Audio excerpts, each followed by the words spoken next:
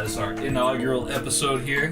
Thank you for joining us, of course. To my left, Mixmaster, producer extraordinaire, J-Raw. J-Raw, how's it going?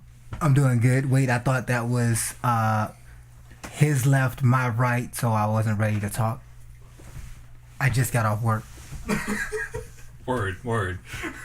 And then to my right, J-Raw's left. Yeah. We have the one and only Mr. Stephen Groody. Well, howdy there. How are you doing tonight, Stephen? I'm good. How are you doing? Fantastic. I'm not doing too bad. That's good. My name, of course, I am Tanner. I'm very excited to be here tonight. You know, we've got a lot to recap and touch on right now. I've also been trying to get this going for a little bit, so yeah. Yes, indeed. I think all three of us have been wanting to do some podcasting of some sort for the last little while now, and it's exciting to get the three of us in one room together at the same time to talk some wrestling. Yes, Finally. indeed. Finally. Yes. And we're coming off the heels of a pretty big weekend. Survivor Series weekend was pretty extraordinary. Of course, starting off with NXT Takeover. Let's kind of like talk a little bit about ourselves so the listeners can get to know us a little bit here. Okay. J-Rod, tell us like how long you've been watching wrestling. What got you into wrestling? For me, it was just watching Bret Hart. Survivor Series, you know. Okay. I got to go there. It was in DC, and as a little kid, I couldn't understand why, though Undertaker had won, he was still body slamming Bret Hart. But at that point, I did not realize I was starting to fall in love with an art form that seemed real, Okay. but was acted out very well.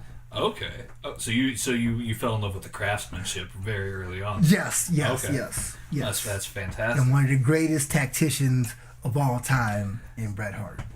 Oh yes, I am very sure that one of these days we will do a whole episode about Bret Hart or about the greats. Yes, we will have to. We can definitely go over that for sure. And of course, Mr. Steven, tell us a little bit about yourself too. When did you start watching wrestling? What's gotten you back into wrestling? Because you're just getting back into wrestling now, right? Yeah, just getting back in after a pretty long while of not watching it, honestly. I watched it religiously when I was a kid. Raw was my jam. John Cena was the man, of course. Yeah, okay. Just like every kid thinks John Cena is the man. But John Cena, Jeff Hardy, Matt Hardy, of course. A lot of my favorites there. But just starting to get back in, especially with NXT. I'm enjoying NXT a lot more. Oh yeah, and really finding a lot more ways to enjoy it. So I'm liking it. Oh yeah, there's a lot to love about NXT, and we're gonna definitely get down and dirty into it here in just a moment. Yeah, 2 words: Velveteen Dream. Oh yeah, you're really high on Velveteen. I'm high on Velveteen. Nice. 100%. Fantastic. Yeah, he's a great worker. We'll get into that match, man. I know a lot of people are really digging the match that he and Tommaso Ciampa put on. Mm-hmm. Like I said, my name's Tanner. I got into wrestling probably about the age of 6, so I've been watching it pretty steadily for about 22 years. Figured out pretty early on. Obviously, it's not. It's a work. Obviously, It is. But when you see guys like Hulk Hogan growing up, or like what you brought up with Bret Hart and The Undertaker, all the way through guys like John Cena, and now the current crop of WWE superstars out there, there's a lot to go through. So there's definitely a lot of talent, and I'm sure that one day we'll probably do a top 10 or Mount Rushmore episode. Yes. We kind of go over the all-time greats. Yes. So we can definitely talk about that. But like I said, we've got a lot to jump into here. So let's get it rolling fast and furiously here with NXT Takeover. Wargames 2 this weekend from Los Angeles, California. J-Rob, what did you think of the show overall?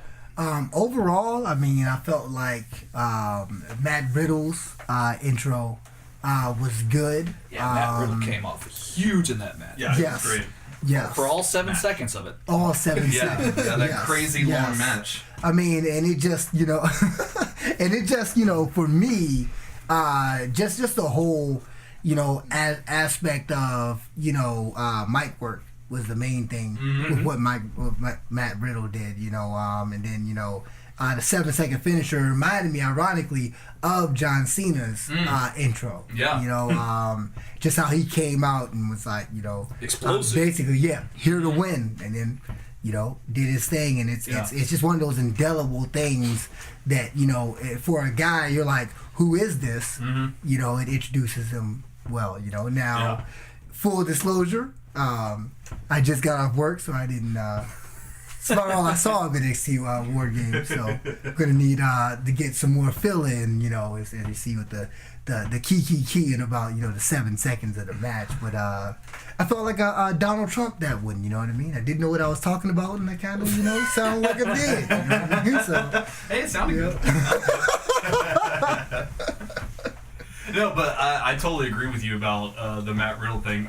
Going off the John Cena, if you can sell that kind of intro well, it really sets you up. Really sets you up. And I definitely think he did, especially for one of the first times he's been in the ring with a mic in his hand talking to the crowd, and to sell it that well immediately, you know? Or at least one that we've seen in front of a major audience. Right. So, I mean, Matt Riddle, for those who haven't heard of Matt Riddle before, he's a former UFC Tough Enough contestant. I remember that. He had quite a few matches in the UFC, and then Dana White lets him go for various reasons. I think relating to his marijuana usage, proclivities, his cannabis usage.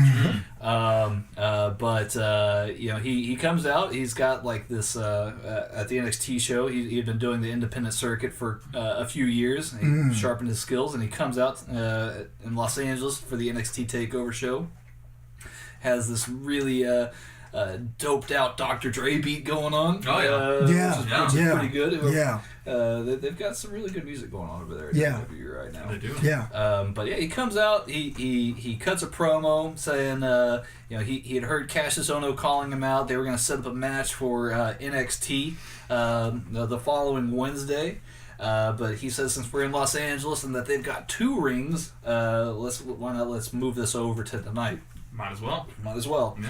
So Cassius Ohno responds. He comes out and he says that Matt Riddle was too dumb and that he didn't know what was coming for him, and get the ref in the ring, start the match, and Matt Riddle immediately turns around from out of the corner and just blasts him with a knee. Just knocks him clean out. And Cassius Ohno, enough credit needs to be given to him too, because he sold that thing like he legit got knocked out. Yes. Like shot heard around the world. Eyes glazed over and everything. He had to ask the ref where he was. Yes. As what it looked like. So, definitely a good way to kick it off. I think the LA crowd really loved seeing Matt Riddle out there. I mean, obviously they didn't advertise this match. It was kind of impromptu. But is Matt Riddle Orange County? That's a good I question. thought they were saying that something along that line. I believe he's a Cali native, for sure. So the crowd was really hot for him. Coming out and getting this going. Of course, like with a lot of NXT talent right now, they're coming off that indie scene, and a lot of the hardcore fans who have that crossover with NXT, they know who Matt Riddle is, so they were ready for him. Moving on here, real swiftly here. Let me see. We had a match between Shayna Baszler, current NXT Women's Champion, versus Kairi Sane in a 2 out of 3 falls match here. You know, match started off pretty fast too on this one here with Shayna Baszler getting the first fall. Some good back and forth here between Kairi Sane and Shayna Baszler before the second fall. A lot of things going on in Shayna Baszler's corner. Get some distractions going. And you know, definitely caused a lot of interference for all of the falls, really. Yeah, it was very, very chaotic after that, honestly. I forget the names of the 2 that came out into her corner, but very chaotic after that, for sure. It was a pretty decent match. I mean, at nearly 11 minutes for a 2 out of 3 falls match, it's a really short amount of time to have it. But it was a very solid NXT Women's Championship match. They did just enough to kind of get everybody over and put away the this storyline for Shayna Baszler and Kairi Sane for the time being. Mm-hmm. Okay, so that was the kind of the wrap up of that storyline. It appears to be so. It appears to be yeah. so. Yeah. Because they've been doing this for a few months now between the two of them, and I think that Shayna Baszler has probably got another opponent on the cards at some point here in the near future. And Kairi is sick right now, right? Kairi You heard about that? Yes. Yeah, She's she's got some sick. kind of virus. Yeah, is what a I've- baby virus, a virus that only goes to like kids. So Really? hand, foot, and mouth disease. Yeah. Really? So, yeah. Interesting. Yeah. I have 2 kids, so I know about Foot and mouth. foot and mouth disease. Yeah. Yeah, that's So it's like yeah.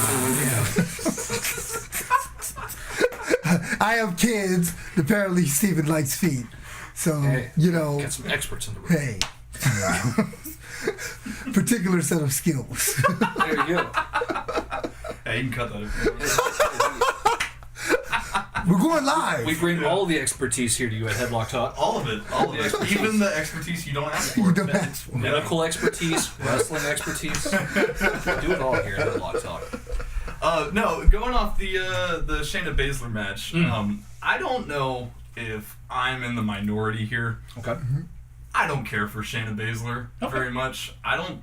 I think the character that she's developing is very cookie cutter. In my To me, opinion. she looks like the 4th member of Paige's.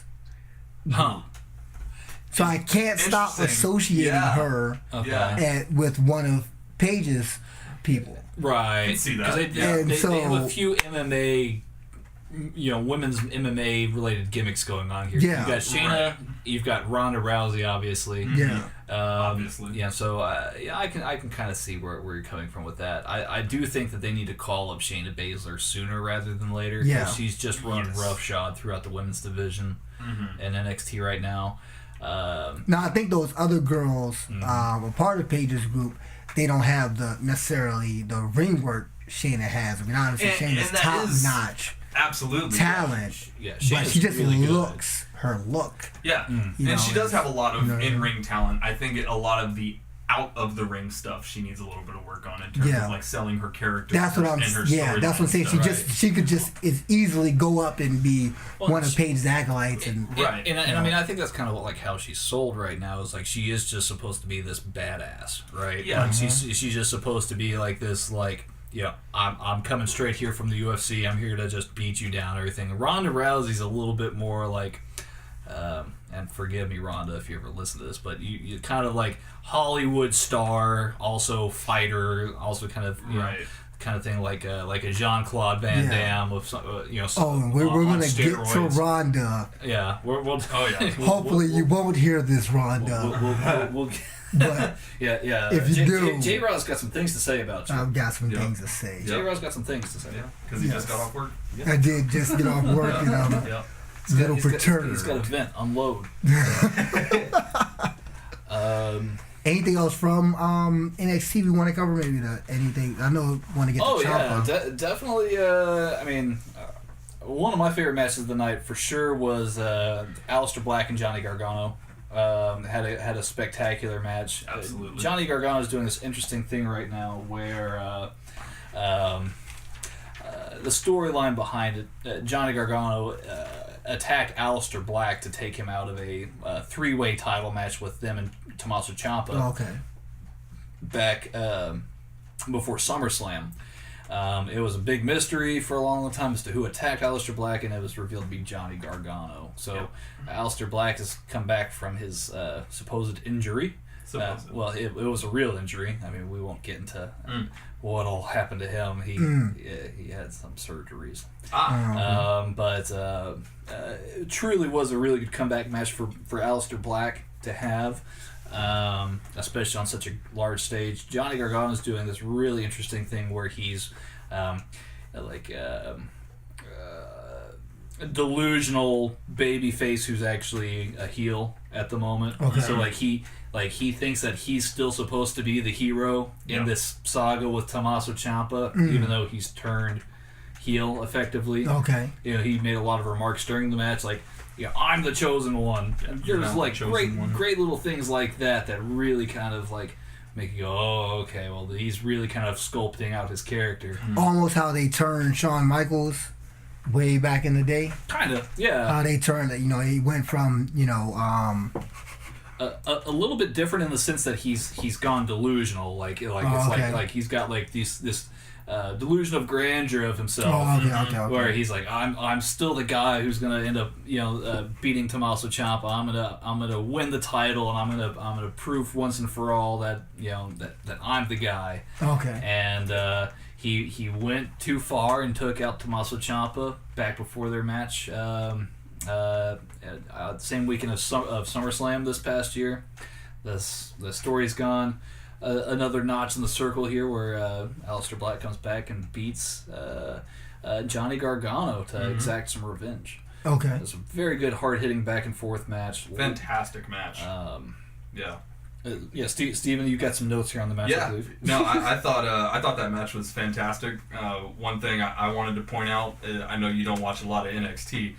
Aleister Black is one of the most fun superstars to watch. Yeah. Oh, okay. Because Absolutely. his technique is crazy. He is agile. He's a brawler. He's an opportunist. He does everything. And a lot of he has a lot of different character attributes going into the way that he wrestles. Yeah. And Aleister Black is just absolutely one of the best right now, in my opinion. He's just super fun to watch. Definitely got one of the best finishers, I think. That Black 100%. Mass kick. Yeah. Black Mass is probably one of the most devastating things I've seen. It's this spinning like heel kick is what it looks like. Now I'm no mixed martial arts expert, so I don't know what to call it. Yeah. If listeners, if there's anybody out there who can actually like pinpoint out what kind of kick this is, I would love to hear it. But it's just a devastating move, and every time he hits it, you get this loud smack. He lands the smack every time. It's perfect. The It sounds like it hurts a lot. The guy can time that move really, really well. So Aleister Black's a real joy to watch, and Johnny Gargano is also always a good, guy to watch too. So it was really a good turnout on that. Okay.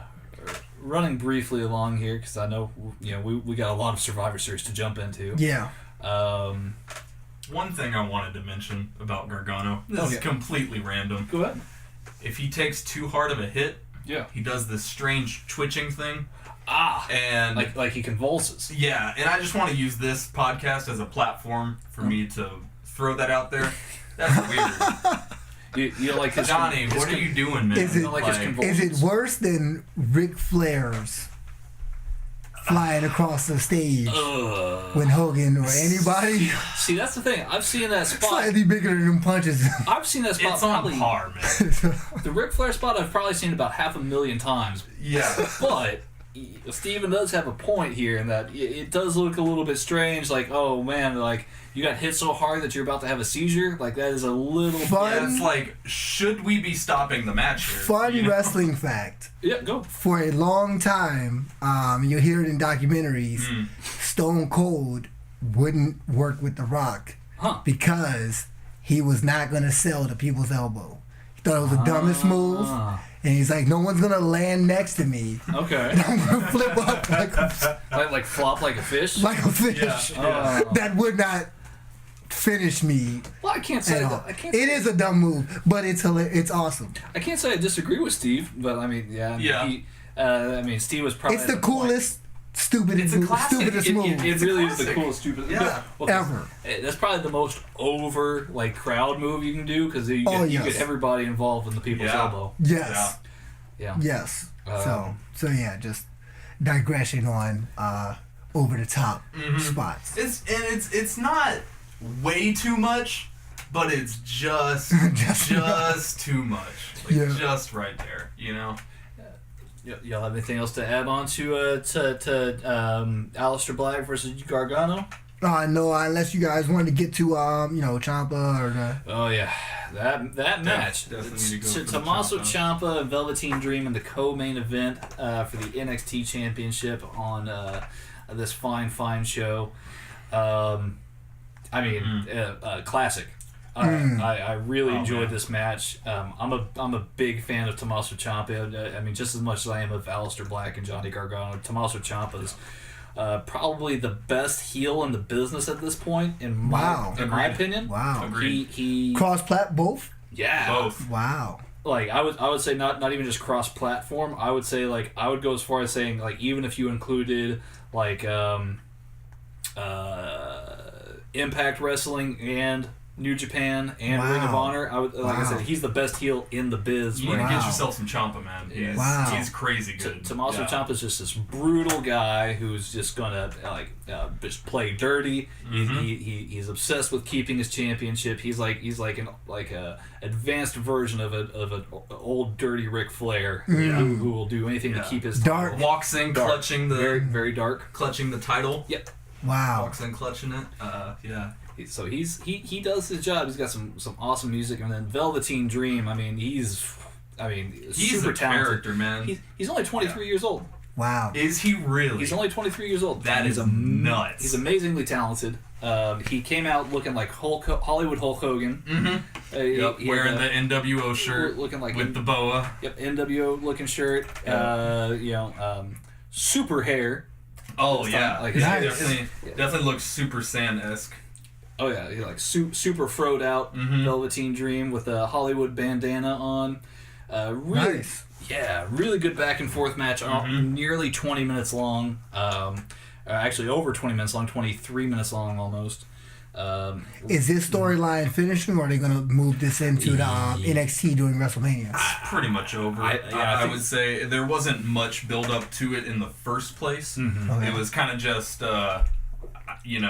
Tommaso's big right now, Velveteen's big right now, let's get them in the ring together. There wasn't that much build up to it. Velveteen looked, he's earned enough performances in NXT to this point where they felt like it's a good time to pull the trigger on him having a title match of this magnitude. Okay. He had a series of really good matches with Ricochet, Aleister Black. He had a really good match. He had a starring role in the ladder match at NXT Takeover New Orleans the night before WrestleMania, where they had a 6-way ladder match.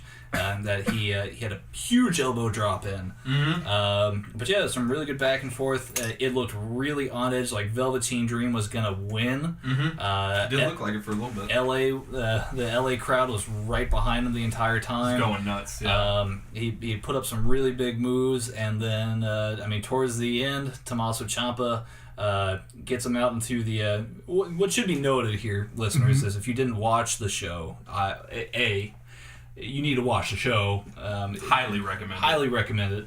But at NXT Takeover Wargames, they have 2 rings next to each other. Okay. And there is a steel guarding right in between the 2 rings to basically get them, glue them together, essentially. Wow. So what happens towards the end of the match, I'm not going to spoil it, but Ciampa hits a DDT on Velveteen on the steel, and it was enough for him to retain the title at that point.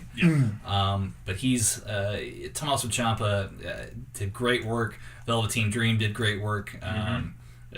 Probably one of the better Velveteen Dream matches I've seen in a long time. That's 100%. A lot. Yeah, I just want to say on this match, this is probably one of my favorite matches that I've seen. Hands down. Really? I love Ciampa. I love Velveteen. And this match was a dream come true for me. Both of my 2 favorite characters going together, or I guess going head to head. And I think both of them sold both of their characters extremely well. I got more of what I love about Ciampa and more of what I love about Velveteen. Yep. They both looked incredibly solid in the ring. Great pacing, great technique. I'm rambling because I don't really have anything else to say other than watch this match. It was amazing. A+ only because I can't give it anything higher. Nice. Yeah, it's a fantastic match. Yeah, A+, 5 stars, whatever you want to call it. Yep. It was a joy to watch. Yep. So if you like pro wrestling, this was a really old school looking title match too in a lot of ways. Yeah. Like really old school psychology. Okay. So if you're a big fan of like those like Jake the Snake Roberts kind of matches, or Randy Savage, I know how he had some great psychology in his matches. You would really love this match too. Main event time, NXT Wargames match. Again, NXT Wargames, for those who are unfamiliar, you've got two rings that are basically stuck together. A giant cage comes over the top of it. Rules are simple. Starts with two competitors. They go for 5 minutes. After that 5 minute period, one wrestler is released from the next team into the match. And like I said, I think it's like every 2 to 3 minute intervals, I believe. 3 minute intervals. Thank you, Stephen. Yep. The next guy is released down to the ring.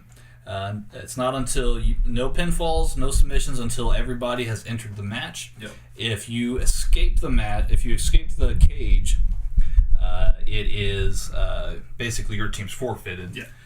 Which seems like an interesting rule. Yeah. I don't know why. Yeah. I mean, I guess they would put like little high spot moves in there, but yeah, whatever. Starts off with Ricochet and Adam Cole. Really good back and forth action. After that 5 minute period, Kyle O'Reilly's released into the ring. I don't want to like Adam Cole. Yeah. Why do I? I don't think that I like him. Yeah. But then I watch him in the ring and I listen to him talk and I'm like, that was great. He's super charismatic. He really is. He really is. I don't want to like him, but I do. He's very, very good. He knows how to. He's another psychologic genius here in the ring. Somebody who can help you tell a really good story. And you can dislike him enough to where you like him. Is kind of what is kind of my take on him. So one thing I wanted to get to is just getting you guys' opinion. What is it, do you think, that makes NXT right now, content wise and storyline wise and ring work wise, so much better than WWE? Is it the writing is more of a throwback? Stephen looks excited. One thing. Triple H. Triple H. He's just hands on. He's just killing it.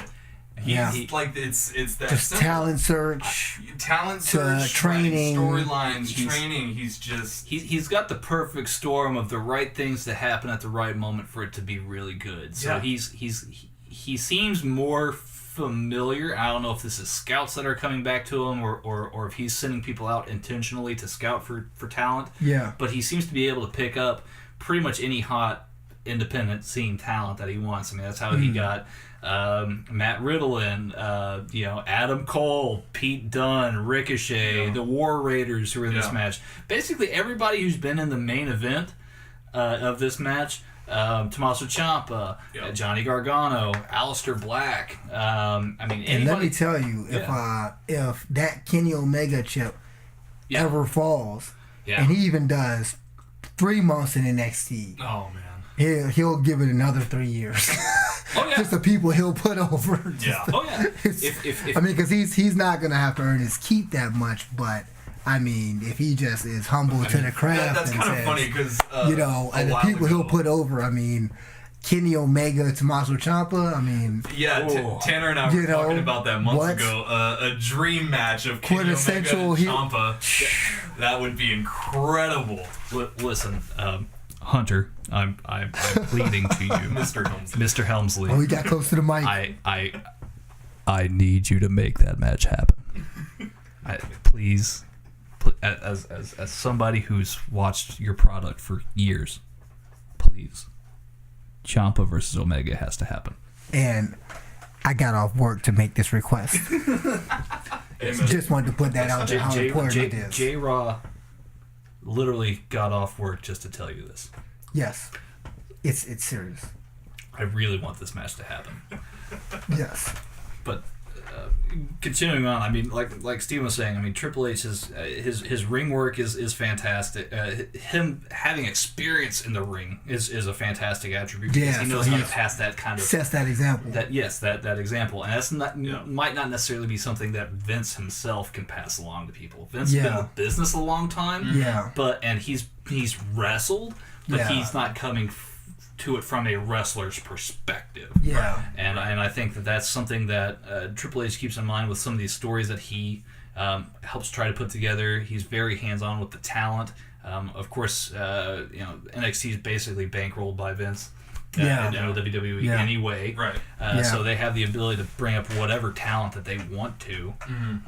And I think that people who really enjoy, are hardcore fans and really enjoy good ring work, are naturally attracted to those guys that they're bringing up from the indie scene, because that's where a lot of the hot talent is. And I think that's what what's remarkable about what Vince is doing there, because he's held so many guys in NXT a little longer for storyline. Yeah. I mean, I thought Asuka, should have gone up, months before she did. You know what I mean? But there was a storyline with her run, as champion, right. That being undefeated. being undefeated, that they wanted to complete. Yep. You know what I mean? So. And it's fantastic. It led to a pretty good match at WrestleMania with her and Charlotte. Yeah. So they make good people, great characters. They really know how to develop talent. Where the disconnect is once they make that leap over to the main roster, and that's what really gets difficult. Yeah. Is now they're not necessarily in that bubble. In NXT anymore. They're now on the main roster, and you gotta sink or swim with Vince, unfortunately. Well, oftentimes a lot of their some of the characters can be changed a little bit too. Yeah. Like Shinsuke. Exactly like Shinsuke. Yes. Yeah. Like everyone falls in love with him this way, and then it's like not even the same guy. It's not even day. Yeah. And I was gonna say too, another good example that we won't be able to get to because it wasn't a major thing in Survivor Series, but Corbin's storyline, Baron Corbin's storyline, where like we were talking about off podcast about how he came in as this kind of dominant guy, and then you can't really. I just thought about it. You can't really have him be this dominant guy when then you get Strowman, right? And it's like, okay, you got two guys, the same guys. It's not gonna happen, and no one wants to see. Well, they're like every movie is number one movie of the summer. It's like not every movie can be number one. But that Constable Corbin, it's like now you see why Vince hired him. Because that mic work is ridiculous. It's some of his best work. Corbin's in my opinion. Corbin's undergone an interesting renaissance right now, because when he was in NXT, he was kind of like this, this real bad dude. He was a really good heel. He was just bruising and beating up people, and just this really mean guy. Everybody likes a mean guy. So when he was there, Triple H was able to get him over. Well, he got himself over, let's be honest. So he did do himself a lot of favors there. He got called up to the main roster, and he was no offense to him, but he was not nearly over on the main rosters when he was in NXT. I don't think anybody can argue that. It's almost like going to the NFL, where like in college you're the biggest guy. Yeah. But then you go to the NFL and no one's gonna believe. Right. There will be some that break. He wasn't even bigger than Cass. No. And Cass sucks. Big Cass was pretty awful. Yeah, but he wasn't even bigger than Cass. No. So it didn't fit. But this Constable Corbin wannabe, corporate guy, not Shane, not Triple H's wife, not Ms. McMahon. Yeah.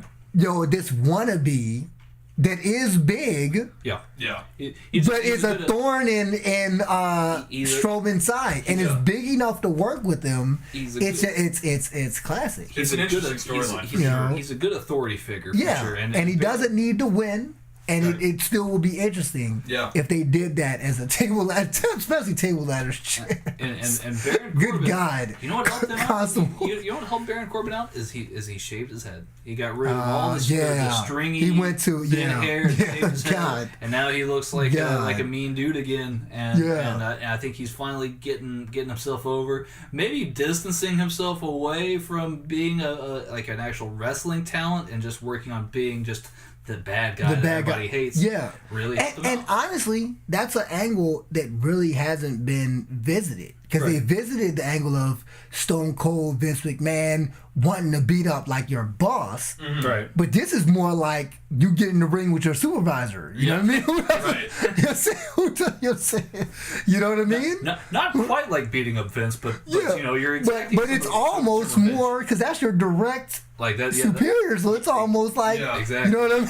It's almost better. You know? Anytime that probably another talent puts you through hell in storyline is probably good to exact some. You know, it's good for the fans for you to see some revenge exacted. Yeah.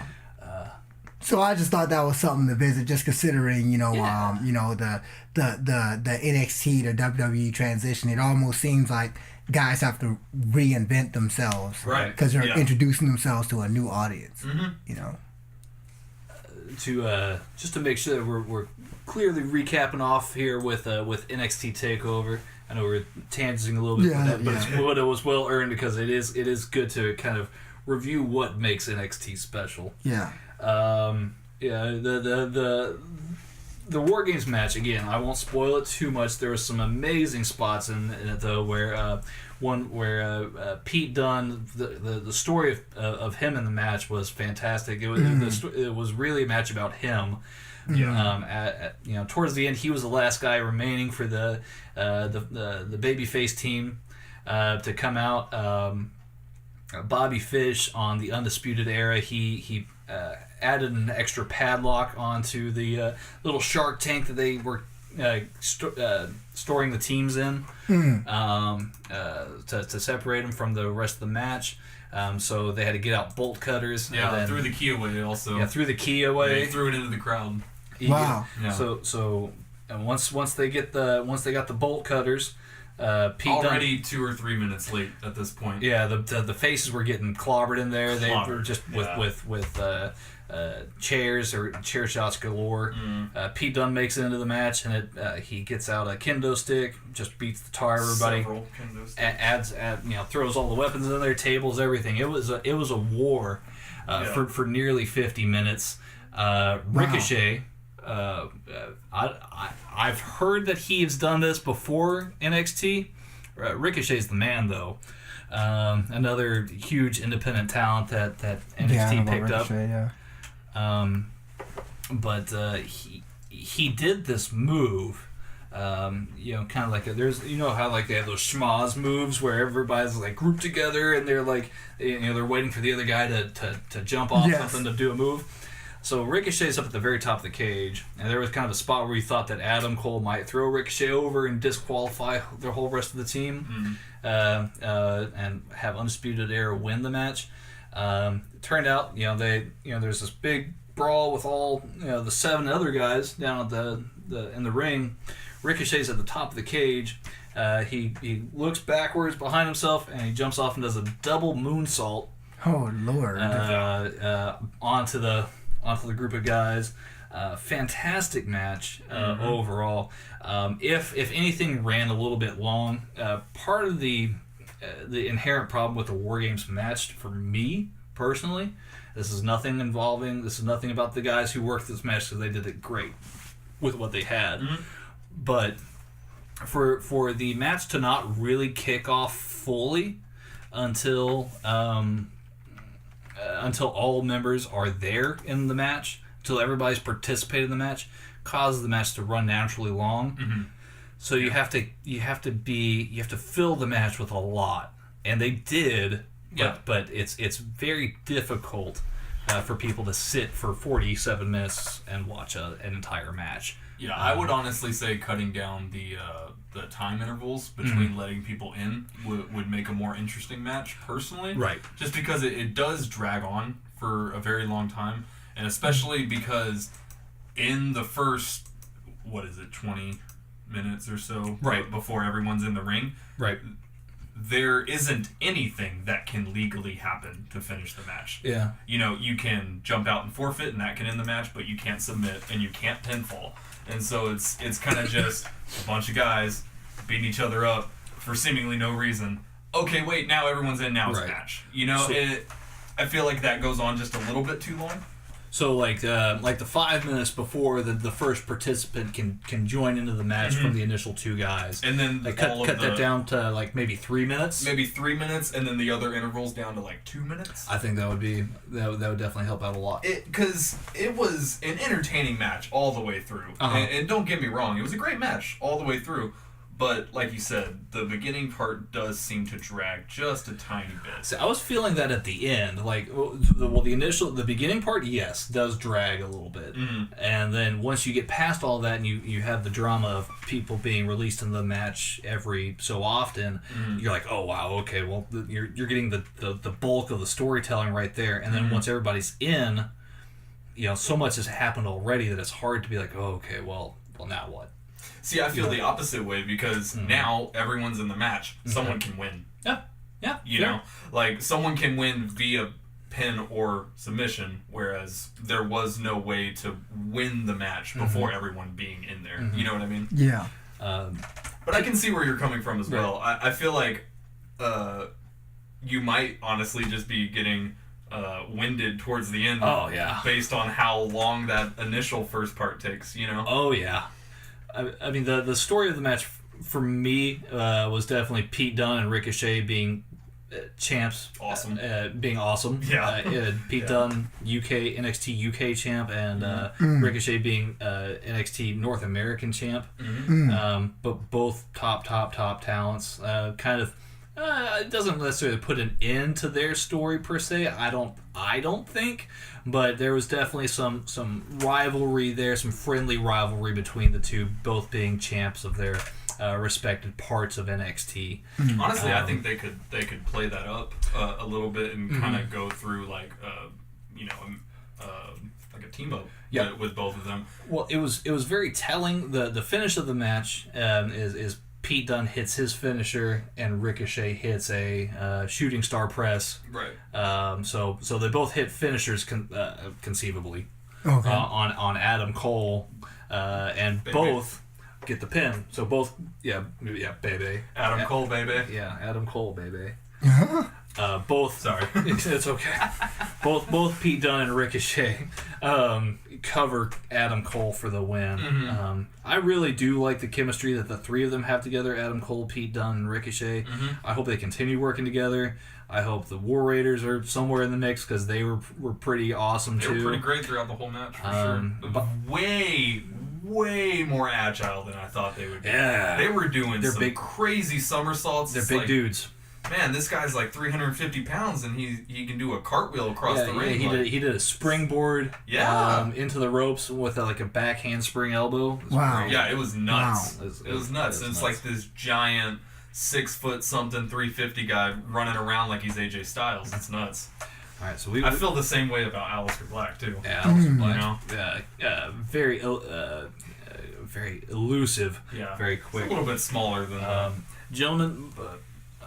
Before we move on, any final thoughts on NXT? Anything that you feel needs to be addressed, or want to bring up, or rant, rave about?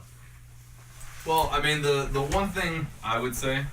Oh, do you want to time out? No. Oh, okay. The one thing that I would say is this takeover, when you compare it to SummerSlam, in my opinion, NXT is just continuing. SummerSlam or Survivor Series? Survivor Series. Oh, okay. My apologies. NXT just continues to have more entertaining pay-per-views, in my opinion. Absolutely. Yeah. They're just more entertaining. They're more thought out. There's just more to it, and there's more substance to it. Whereas I don't know.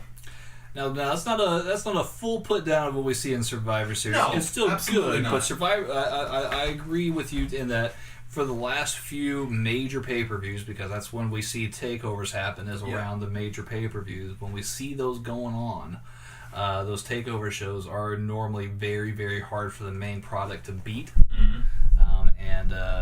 We definitely, I definitely appreciate having an NXT on a Saturday, watching a main show like Survivor Series or SummerSlam. Yeah. And Survivor Series was great. Yeah. But Takeover had my favorite match ever. Now what I will say is Yo, y'all making me the defender of WWE. I don't know a lot about WWE. What I will say is WWE has the more memorable moments, you know, and they benefit from that brand recognition.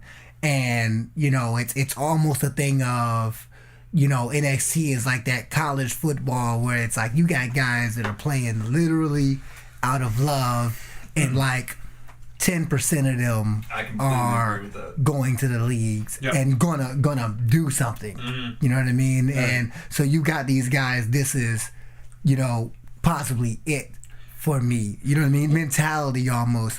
Whereas then you got the NFL where, you know, you got some guys that are getting paid, they're good, and so, you know, you're not gonna see, you know, high quality week to week. But the top, I mean, it's still, you know what I mean? They're still the top. It's still the top. Yeah. I mean, you know, like what he said with the you know, Dunn's, you know, moonsault. I think about, you know, what Charlotte Flair did on SmackDown. Oh, she did a Ricochet's moonsault. Yeah. She, you know, she did that on SmackDown. You know, and that's one of Charlotte Flair's criticisms is she gives it every time. Stuff that could be saved for pay-per-views, she's just giving it to you every time. Yeah. You know what I mean? And we're going to get into, you know, her when we get to Survivor Series, but that's just one of those things.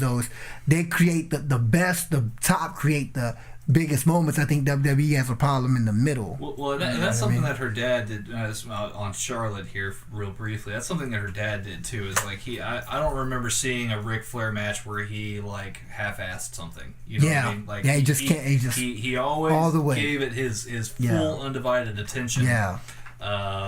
You punch him and he's the bad guy and he's supposed to be failing. He's flying aside the other ring. He's flying to the other side of the ring. Right. I mean, we were talking. It's not even a question. I don't remember if this was off mic or what, but you know those spots where Ric Flair would go to the top turnbuckle, and you would always think that maybe it was this time that he was gonna fly off the top rope.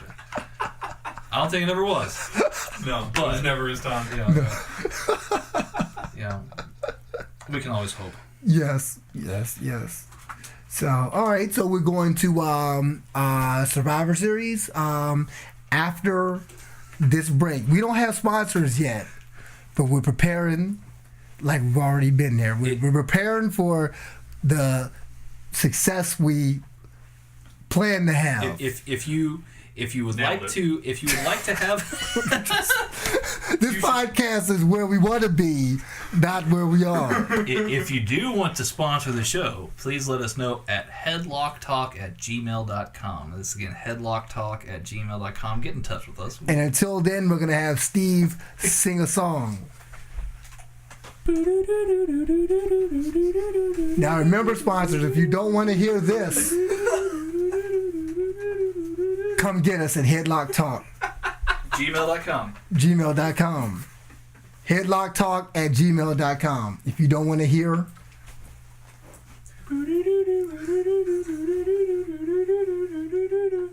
get at us.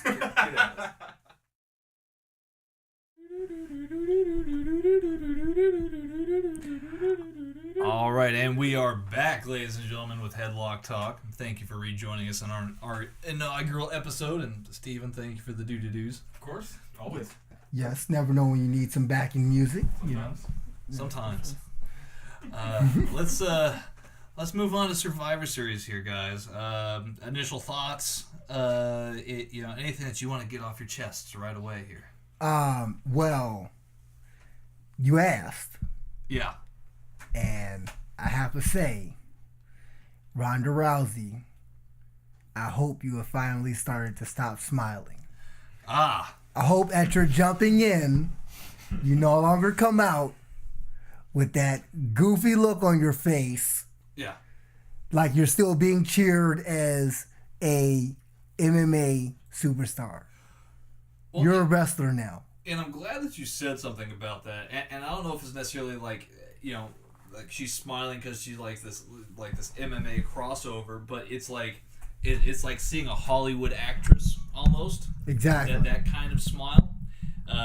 So it's a little bit difficult to really digest that when you're like, okay, well, you're about to go into a wrestling match. You're about to go into a place where you might get your ass kicked. Exactly. Like when we saw Ronda in the UFC, she was never smiling before a match because she knew what was going on. If you want to sell this properly, please don't smile. Like please take this with a grain of seriousness. Also, just a real quick hot take. Not a big fan of the eye makeup. The exaggerated eye makeup she's doing now. Very strange. Now, I don't know if I'm a fan of the eye makeup, right. and I'm definitely not a fan of smiling while wearing eye makeup. Fair. These are just the little things, Rhonda. I still think that you're a massive superstar. I'm very glad that you're on the roster and that you're still doing work here. These are just minor things. Yes, and you took those bumps like a soldier. Yes. Yep. My God, she took. Good God, you did. Wow. Yeah. I'm just saying, get the payoff from it. Well, let's dip into this here then. I mean, we'll get deeper into it. The co-main event of the evening was Ronda Rousey versus Charlotte Flair, and something that was an impromptu kind of put together thing. Unfortunately, the specter looming large over Survivor Series was the lack of Becky Lynch.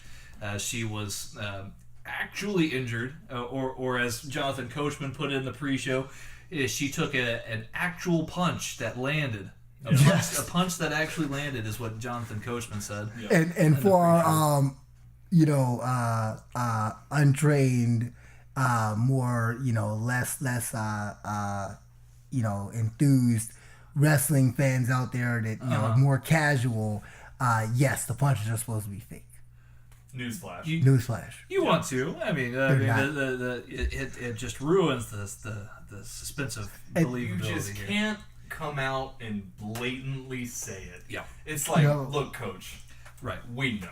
Yeah. We know. But we don't need you to say that. Right. You can't say it on a pre-show or do it. Pay-per-view. Right. Don't say it. Don't do it. Good rule of thumb if you want to be in this business. For long. Now, my vitriol is not just for Jonathan Coachman. Yes, Nia Jax legit broke Becky Lynch's nose and gave her a really bad eye injury, is what it looked like as well. Yeah, if you watch the SmackDown show, pre-show before Survivor Series, where Becky Lynch handpicked Charlotte Flair to go into that match against Ronda Rousey. I'm very much not in agreement with pushing Nia Jax for in the fact that she injured Becky Lynch, who's having her own sort of Stone Cold Steve Austin moment right now. She's being one of the hottest thing in the women's division in my professional opinion. Having not having Nia Jax, but Nia Jax legitimately injuring Becky Lynch should not be rewarded in my opinion. No. But Vince is kind of in a weird position where he's basically written it as something of a push for Nia Jax, and now she's going to be heading into a match with Ronda Rousey here soon. Now, how much are we factoring in the accident portion? Are we saying, hey, you're a professional, even if you're flailing, your fist shouldn't be closed? That's kind of what I'm saying, yeah. And, well, even if it's not just that, even if it is an accident, anything like that, it's the principle of the matter. Right. You broke this superstar's nose. Yeah. You should not be rewarded for that. Right. Because... Okay, so it's more at the writing, because I'm like, it's not like, Nia Jax can apologize. Right. Because it's a story. The show must go on. Yeah. Right. You know. Well, and the thing is, here's how I feel. This is two-pronged thing here, but Nia Jax, has had a history of doing this. This is not her first time legitimately injuring people. She's legitimately hurt many people on. Yeah, I can imagine them leg drops. Those leg drops. Rupturing a few larynxes. This is her first time getting into a sport like this or a contest like this, so she's still very new to the business to a degree. Whereas some of these other female talents on the roster have been doing this for quite some time. It's if you were to do this, and this was something I was telling Stephen off, on our commercial break here. Yes. If this happened, if Nia Jax had done this in Ring of Honor or on Impact Wrestling or on New Japan, she would have been blacklisted. People would stop working. Don't work with her because she's legitimately hurt people. Yeah. Instead, consistently, it's been multiple occasions. Yeah. In this system, it seems like this was a opportune moment for Vince to capitalize on. Okay, well, Nia Jax, she's the one that injured Becky Lynch, and Becky's the hottest thing going on right now, so maybe we can get Nia Jax really over as a heel. Yeah. And so she did have legit heat going into this first match to kick off Survivor Series. I know the pre-show match for SmackDown won that match. That happened, yes, but according to Michael Cole, that's the pre-show. The pre-show doesn't count. No. Yeah. Yeah, I mean, so Nia Jax came away as the last woman standing in this match here. Again, I'm not a huge fan of this direction where they're going with Nia Jax. Yeah, I just think it's crazy. It's a complete mismanagement of the situation, in my opinion. Well, I was gonna say, not to play Vince's advocate here, punning on devil's advocate, not to play that here, but if we think about it, you could argue that the women's division's best heel can't really work in the ring in Alexa Bliss. I mean, she is their best heel. Yeah. And she can't, I mean, she's limited in the ring the way Nia Jax could be. Yeah, well, does that mean that we try to immediately grab the first person that could be a good heel? Well, and there's, I'm just saying, I mean, you go back, the next one is Mickie James, and, I mean, she's just bad. Yeah. That's why she's out there. I meant hot. I mean, she is, but Urban Dictionary, bad means hot. Thank you, Jay. Just wanted to share that. Yeah. I appreciate you sharing Urban Dictionary definitions here. Quick plug to Urban Dictionary, by the way. And if you would like to sponsor us and not hear Houdinies, we are looking for sponsors. Headlock Talk, gmail.com. But no, I mean, there's differences between Nia Jax and Alexa Bliss. I think Alexa's coming from like an actual gymnastics background, where she hadn't done wrestling before either, but she. No, I mean, she can work. She's just small, is what. Right. Whereas Nia Jax, she never worked either, and she's a lot bigger than most of the talent. I mean, physically larger, than most of the other talent there. So I mean the likelihood of her being of her hurting somebody else because of her being significantly stronger, significantly bigger, whatever, that's it's definitely a lot bigger, greater of a chance now. But for it to consistently happen, it's just not to me, it's not an excuse. Yeah, it's really just the principle of the situation. Yeah, like you don't reward bad behavior, right? And at the end of the day, no matter what way you wanna spin it, Nia Jax was not meant to break her nose. No, right. And she was just not meant to do that. And we lost out on having a great what's potentially a great match between Becky Lynch and Ronda Rousey, and still might be good. WrestleMania's coming up. Yeah. But it's just the principle of it, And I get Vince's mindset on it, where it's like, oh, she drew blood. She's a menace. She's a monster. Like, especially with the constraints Vince has right now, not being able to draw blood. The way he probably want to, Right, and so I can see he's like, oh, it's an opportunity, get her out there, but she just broke her nose, right? And now she can't be in Survivor Series because of her, right? Like it's 100% because of her, and so I don't think that should be rewarded with her being pushed, Right. There were some nice spots in the opening match. I like the kind of clash between Sasha Banks and I believe it was Asuka. Sasha Banks and Asuka had a little bit of one-on-one there for a little bit towards the end there. That was really nice to see. Kind of had that dream match, oh my gosh, what's going to happen kind of feel to it, which was cool. I'm a pretty big fan of Sasha Banks myself, because that woman can take a bump. Yes, she can. She has a bump. She has several bumps. Oh, also. Oh, yes. Oh gosh, Steve. Yep. Yes. Urban Dictionary, bumps are lovely lady humps.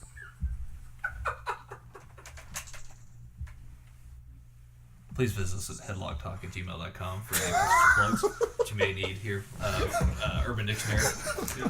As you can tell, we like to have fun here. Yeah. Moving on, Seth Rollins versus Shinsuke Nakamura. I'll tell you guys this. I don't normally do this, but I had to watch this match 3 times in 3 different ways. Me and Steven watched it the initial time at my house. I had to watch it over again after the show was over, because I wanted to make sure I actually saw what I saw. Yeah. And then the third time I watched it, I had to watch it on mute. And each time it got a little bit better to watch. I probably enjoyed it the most. I enjoyed it the most in terms of its ring work while I watched it on mute, because both of these guys actually put in a really good match. Seth Rollins probably got out one of Shinsuke's, if not Shinsuke's best match since joining the main roster, in my opinion. I liked it even better than the AJ matches to an extent. But again, that's just my take. I think Nakamura finally got a really solid match over. He didn't win, but Seth really made him look good. Yeah, I mean, I'll be honest, I couldn't get into it because I'd watched it with the sound. I mean, looking at it without the sound, I could see a lot. I mean, those are 2 tacticians there. Just something, I mean, this is a hot take here. Just something about Shinsuke, it doesn't hit for me. I feel like the indie circuits he came from before was some of his, most likely his best work. You know what I mean, in Japan. And I feel like he's tried to move that here, and he just hasn't gotten that right fit. I thought taking him away from Jinder was a mistake. I mean, I thought Jinder, the rivalry they had, it probably went a little too far. But that's wrestling. You're talking about like the racial stuff. The racial stuff and things like that. I thought Shinsuke could handle that, and I thought that would have been, I would have liked to have seen that explored more. I feel like that rivalry ended a little too soon. In my opinion. What got me about that too is that they never put the title on Nakamura. If you wanted to make Nakamura, they should. That's all that would have taken. They should have switched the title. That's all that would have taken. First take that they had between him and Jinder Mahal. That's all that would have taken. Instead, Vince saw that sweet steroided body of Mahal's, and that's all it takes. If you're jacked in this business and you're in WWE, if Vince sees that you have significantly improved your physique, you're gonna get a push. Never failed the test. Just have to put that out there. Never failed the test. Never failed the test. Just got to put that out there. But that dude had some back knee going on. So that's just my take. But I mean, I just thought that would have been, that's all that would have needed to be done was a belt change. Yeah. Then maybe giving it back, and then Shinsuke taking the reins from there. That's all it would have taken. But it just something about it. I just feel Shinsuke is kind of shelved a little bit right now. He's a United States champion, but he's not. I don't know. I mean, the Rollins spot is big, but I don't know. It's just something's not clicking. It seems. Well, and Rollins is for me. Rollins is probably the biggest face on the roster. You almost get the less opportunities Seth Rollins has. You almost get the feeling that Rollins was put there to put Shinsuke over. You know almost. what I mean? Almost. Yeah. Like that's almost how it feels. Yeah. And I think if you asked a lot of not WWE pre-show pundits, but if you asked a lot of like pundits and journalists and just fans like us who sit around and talk about these things, they would have assumed, okay, well maybe Shinsuke is going to go over here, due to like Dean Ambrose interfering in the match. Yeah. Like he'll have something to do with it, and that will advance the storyline with Rollins and Ambrose a little bit here. But Rollins ends up going over clean in a pretty solid match. The last, I would say, the match was one of the longest on the show, almost 22 minutes long. The only match that was longer than that was the traditional 5-on-5 men's match. Yeah. So, I mean, I thought the last 5-10 minutes of that was spectacular. It was very scientific at the very beginning, but it turned out to be a pretty solid match overall. And again, another win in the Raw column. So, as Stephanie pointed out in the show, this needs to be a clean sweep for Raw, for Baron Corbin to become the GM of Raw, and that kind of I don't know. We can discuss that at a later time. And that's something they're pursuing. Take. Yeah. Stephanie basically gave it away at the very beginning for me how the rest of the show was going to play out, and saying that okay, Baron, Constable Corbin, Raw has to win every match tonight for you to become GM.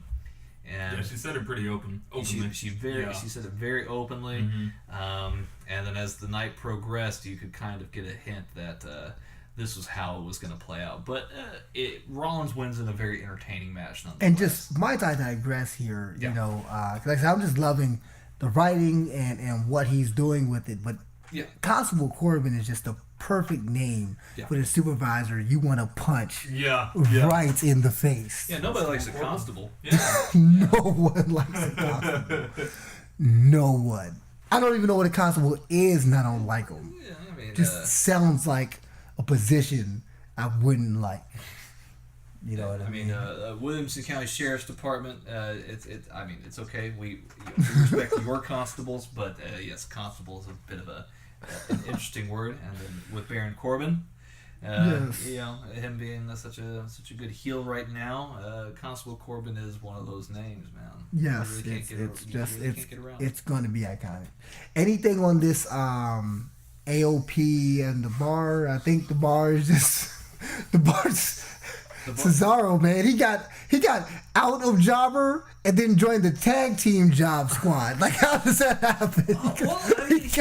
And he's such a great ring work guy when he's just... The bar had some really good matches last year with the Hardys, and they had a wonderful series of matches against Dean Ambrose and Rollins when they were it was good. They just... But when they got switched over to SmackDown, it's kind of they've taken a little bit of a hit here. Now they are tag team champions, right? They are tag team champions. It should be noted. It should be. But you feel like they're tag team champions in the way that CM Punk was WWE champion. I mean, those are very difficult to compare. But I'm just saying that there was a background there. So, but I'm just saying, are they tag team champions like Edge and Christian were tag team champions? Are they tag team champions like the Hardys or the Dudleys were tag team champions? Definitely not. No. But for what they have here in the modern era, if you asked a 10-year-old kid, who are some of the best tag teams out there, the bar is going to come up because they're tag team champions now. Yeah. So it's about, I guess it's about perspective. Yeah. I think one thing that you want to touch on here, J-Raw, is the not really so much that happened in the match. We do know that the manager of AOP, Drake Maverick, he had PP pants during the match. Yes. There was a spot where the Big Show was gonna threaten and choke out Drake Maverick, and they activated a what a weird way to end the match, by the way. A Wizinator, a PP simulator in his pants. The Wizinator 3000. The Wizinator 3000. Wizinator 3000. They got activated. The cameraman did a real close up to make sure that you saw he peed his pants. Yeah. They spent all that money on the Wizinator 3000. Oh, They're gonna make you see it. Well, that was enough distraction for AOP to take advantage of the bar and to finish them off right there at the match. But J-Rod, going back to what I was going to say, speaking of distractions, I think there's something that you wanted to bring up about this match here in particular that was going on with one Mr. Enzo Amore. Yes, we want to just question here, was that a work or a shoot? I mean, we've got multiple evidences for either. Yep. I mean, he comes in and gets past stadium security, Staples Center, and WWE security in high-profile seats with a hoodie and a black wig. And sunglasses. And sunglasses. Can't forget the sunglasses. Dude looked creepy. He did. He definitely did. That's the work side. But on the shoot side, listeners, we have the question. He looked... Yeah, dude looked like he was having fun. Now it's rough. Whacked out is the nice term. Yeah, the crazy thing about it is, he released a rap album. He released his rap album the same day of Survivor Series, is what I've heard. So, could it be possible that he was maybe celebrating the launch of his newfound career before coming to the show, but and then on tried to maybe get some extra publicity about his album? I think on the work side, he cuts a promo. But on the shoot side, it isn't televised. It doesn't make the filming. Right. So it's a ton of just Vince McMahon-y things going on here, mixed with real world. You know, the guy has some real world legal issues and apparently some real world problems. But yeah. It's wrestling at its finest. So you're under the assumption that it could be a shoot or it could be work. I'm thinking it's a shoot. I think he did it to get publicity here, to get people to be talking about Enzo More, maybe talk about his album being dropped. He also hurt a fan in the middle of this scuffle. I heard about that. I heard about that. The security people that went to grab him. Again, he fell that's over, more of a shoot. He fell over and injured a fan in the process. So whoever you are out there, if you're listening, do please get well soon. Yes. That's definitely terrible when an audience member gets carried into something like that. And apparently Vince McMahon himself was livid backstage about this. Okay. Now, to your credit again, J-Rod, whether this was a shoot or work, I don't know. Only a select few people do know.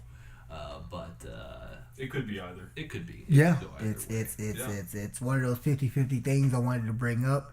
But it's just the glasses and black wig thing is just beyond comical to me. And the hoodie, the very obvious hoodie, and the hair hanging out of the hoodie. It was weird. Guys, if you can find a picture of this online, it is wrestling. It's wrestling. It's wrestling. Oh, for sure. It's what we love about it. It's why we tune in. Buddy Murphy versus Mustafa Ali for the Cruiserweight Championship. One thing before we move forward, I was gonna say, just quick side note, AOP, man. Yeah. I mean, to just see them for the first time, that they're impressive. They are impressive. They're another NXT call-up that's panned out pretty all right so far. I'm not surprised. I mean, they are. I mean, it's like they're like a mixture of almost a Yokozuna style size, meets Legion of Doom. What I mean? It's interesting. They do remind me of those old school tag teams. Yes. Just two big bad dudes. Too big. Like the Wild Samoans or the Road Warriors. Yeah. Just two big bad dudes who just want to beat up people. Yeah. That's all you need. It's just, if it weren't for the pee pants angle, I think it would have gotten pretty over. Yeah, I mean, that could have been just a straight up match. And that's to me, that's the thing that frustrates me about Cesaro's whole career in WWE. He's this great ring work guy, decent mic guy, and he's just not. I mean, he's just not getting the shine I think he should. You know what I mean? I think pairing it with Sheamus kind of locks him in, and that's good. But I'm just saying he started off as guys I thought that could, challenge for an Intercontinental up to title. And, you know what I mean? And I think he should have, but that's it's just another one of those things. Yeah. So that's I just wanted to bring up AOP. They're really impressive. We'll see more from them. Later. I don't know who in Raw, what tag teams are even preparing. But I think especially on the Raw side, they got a chance to go legit tag teams. Yep. Like no matchups, no team ups. like you can really develop the tag team division with those guys in the front of it. Yeah, Definitely can. So, you know. Mustafa Ali and Buddy Murphy for the WWE Cruiserweight Championship. If you guys haven't been watching 205 Live, my goodness, that's another key thing to sign up for the match WWE of Network the night. on. Yes, Steven was noting that here. Dark horse for the match of the night. Steven, what do you think? Pretty great, honestly. I hadn't seen either of these guys. Okay, so this was new. This was new to you. Yeah, very new to me. I hadn't seen either. I'd of seen these guys. Mustafa. I haven't seen Buddy Murphy. I feel like I had heard Ali's name before, but I hadn't seen either of them. Certainly don't remember them, but really great match. Really solid all the way through. I think they just sold it really well. Yeah. Yeah. Both guys extremely athletic. They're doing all sorts of really great spots. I really like Buddy Murphy's finisher too. There was a few shades of Kenny Omega in Buddy Murphy's talents earlier. A few V-trigger looking knee strikes from Buddy Murphy. Crazy Spanish fly bump from Mustafa Ali from the announcer's table to the floor. All those bumps, man, they just whoa. I mean, just you could they were so clean you could fit them in a phone booth. I mean, how they were,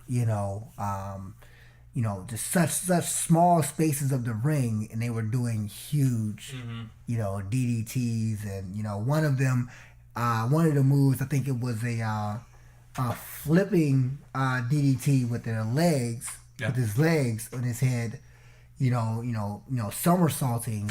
And I was like, you got to practice that in the foam pit. How do you... Yeah. You only got one chance. Mm-hmm. Oh, yeah. You know what I'm saying? And I'm sure that wasn't the first time they did it, so they had to have done that in the foam pit. You talking about the Spanish fly? Or Spanish fly, yeah. When he got up to his head and somersaulted him they had to backwards. flip backwards? Yep. Yeah. I mean, you got one shot. So many things. You got to have everything on point, and they did it very, very well. And thankfully, neither of them got injured. Yes, my goodness. Yeah. But it was a wonderful match. I have a question for you guys with the cruiserweights. Yeah.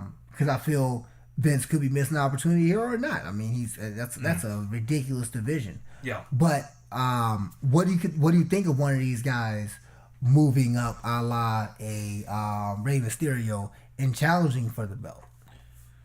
Like Rey Mysterio challenging Buddy Murphy for the title? No, I'm talking about how Rey Mysterio, once held.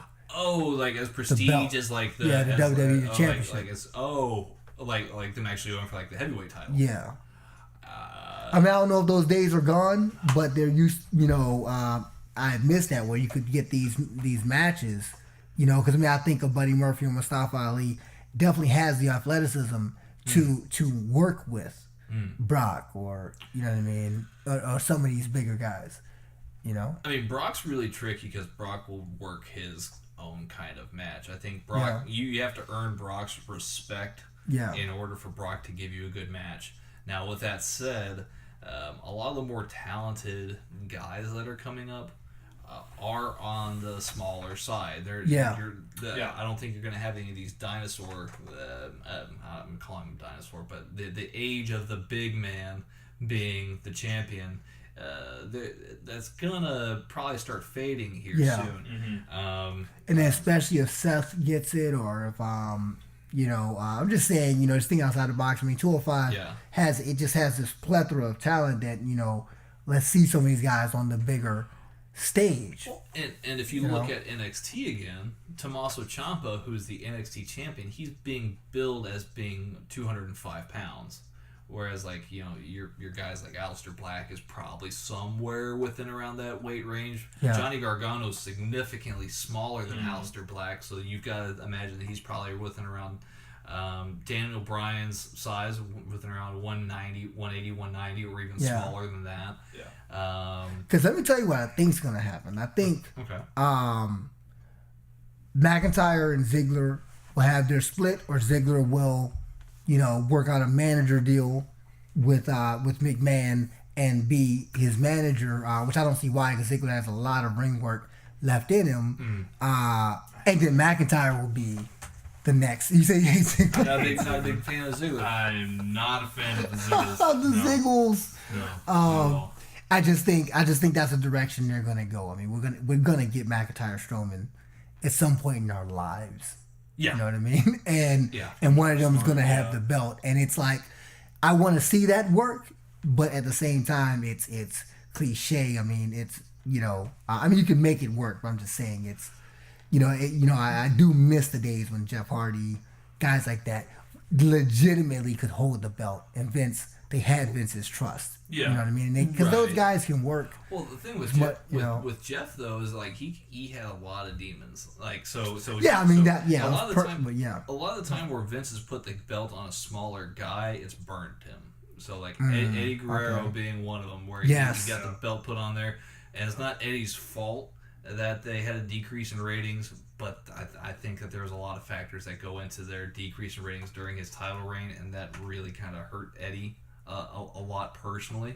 Mm-hmm. Rey Mysterio had a similar sort of thing where he had the title and ratings were a bit low because of that. It was hard to believe Rey Mysterio as a heavyweight champion. Yeah, he was world heavyweight champion at the time. Yep, at certain points. Jeff Hardy was a really good guy who was not a larger, more muscular kind of guy. He fights big. He works big. He had a lot of heart. He definitely works big. Big heart in terms of his matches. His problem was personal and substance, kind of thing going on. Yeah. But I will, to your point's credit here, I only really need to bring up two examples: Daniel Bryan and AJ Styles. Those being two guys that are not your traditional big men. I was going to say Shawn Michaels. Well, yes. Shawn got over in a lot of different ways. Yeah. Big time with the ladies. Yeah. That definitely helps. The Bret Hart rivalry was hot fire. Yes. But yes, I mean, if you look in the the contemporary scene, yes, Daniel Bryan and AJ Styles are two guys that are probably the biggest that we can point to that said, okay, well, these are two prime examples of a smaller guy who can hold the title with by the push of the fans. CM Punk's another guy. Yeah. Yeah, but he's there's a lot of CM Punk is like Voldemort. It's like the name we shall not. Right. Oh man. But you do raise a good point. I mean, you've got Bret Hart and Shawn Michaels era where those are two smaller guys that were able to both hold the title, that weren't like super muscular. Yeah. And then you have this new gap that comes in again where you've got guys that are bigger muscularly, like a John Cena, for example, who's pretty solid, muscle, pretty stout. Yeah. But now the cycle's going back again, so you now have guys who are not nearly as big, and I think a lot of that has to do with the wellness policy. But guys that are not nearly as big who can be viable as a heavyweight champion. Yeah. And I was gonna say the funny thing about Rollins is he doesn't. He looks small, but he's really heavy. Oh, Seth Rollins. Yeah. Yeah. He's heavy, man. I think they got him at maybe 205, 210, but I think he's about 230. Dude does a lot of CrossFit. Yeah. Like a lot of CrossFit. Dense. Yeah. So. Definitely, in my opinion, one of the best workers in the business, Seth Rollins. Oh yeah. And I'm just saying, not every single one of these guys, but definitely Buddy Murphy and Mustafa Ali, you could see them working big. Yeah. You know what I mean? Just like Bryan and Rollins do. But we could be experiencing a shift. Yeah, you don't have to. Yeah, you definitely don't have to be a big guy to pull off big matches here. Yeah.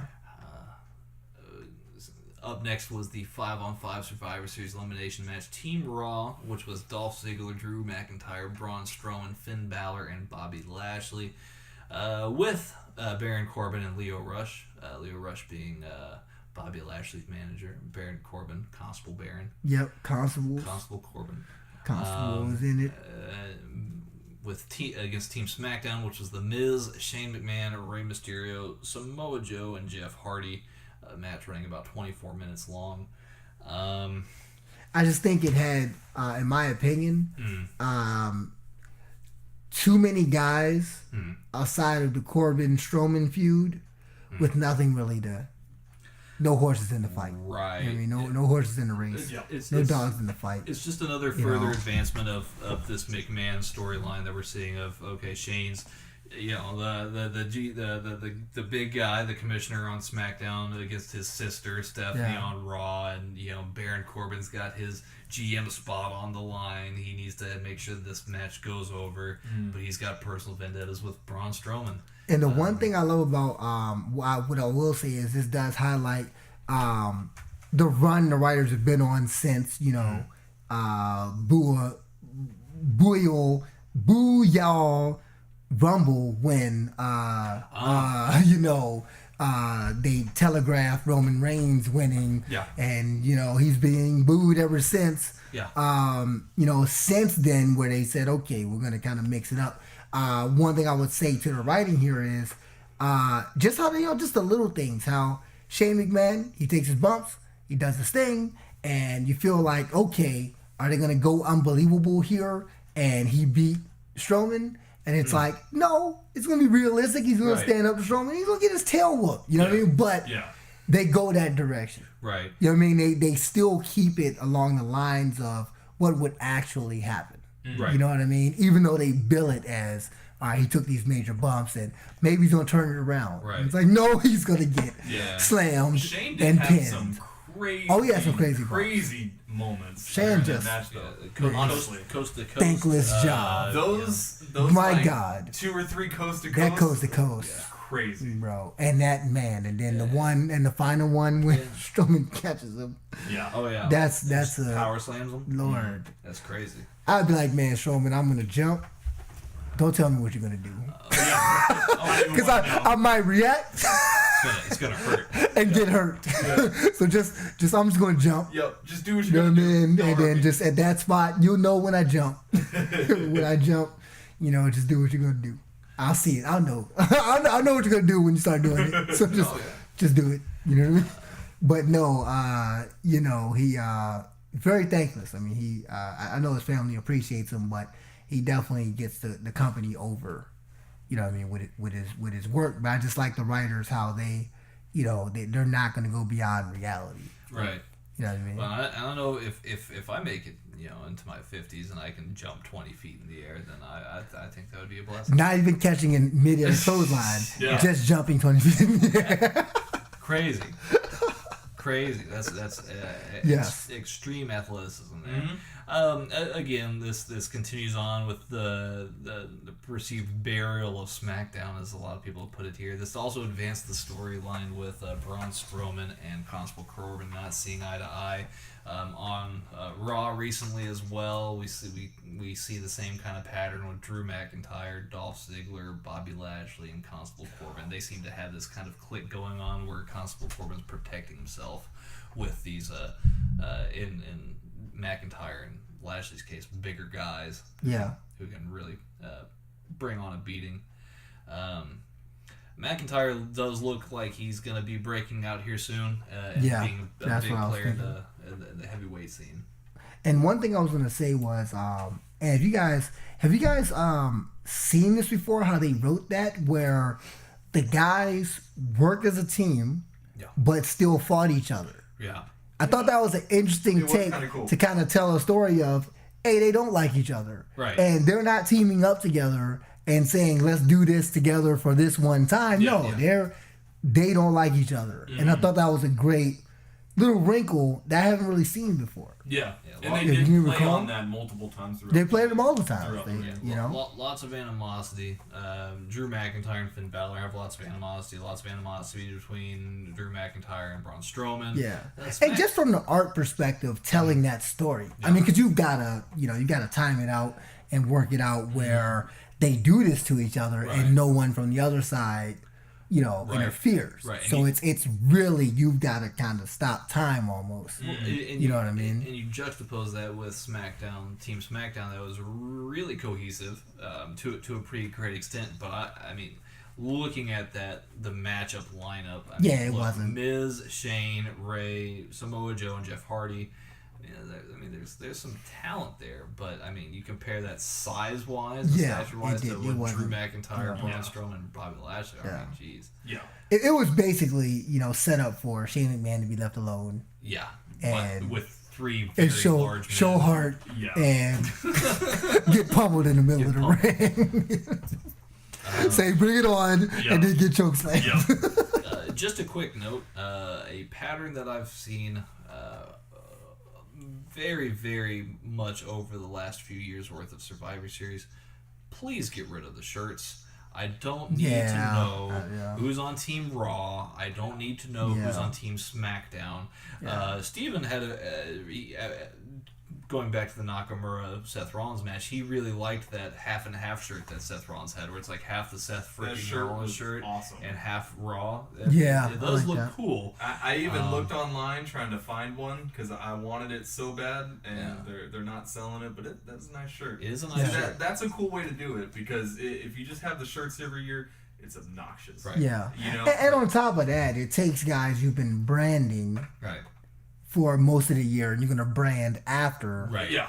And say we're all on the same team. Right. And I do get that, if you're like, oh, I'm passing through, or maybe like I'm completely new to wrestling, maybe in that case you want to know who's on Team Raw versus who's on Team SmackDown. But promo it. Just make sure that, like, when you're doing the intro package to the match, make sure that you can see clearly who's on Team Raw and who's on Team SmackDown, or at least, do something more indicative. I don't necessarily need to see everybody having a shirt that says I'm on SmackDown or I'm on I mean, Raw. if you're paying for the pay-per-view, you probably know these people. You probably on the already teams know. anyway. Yes.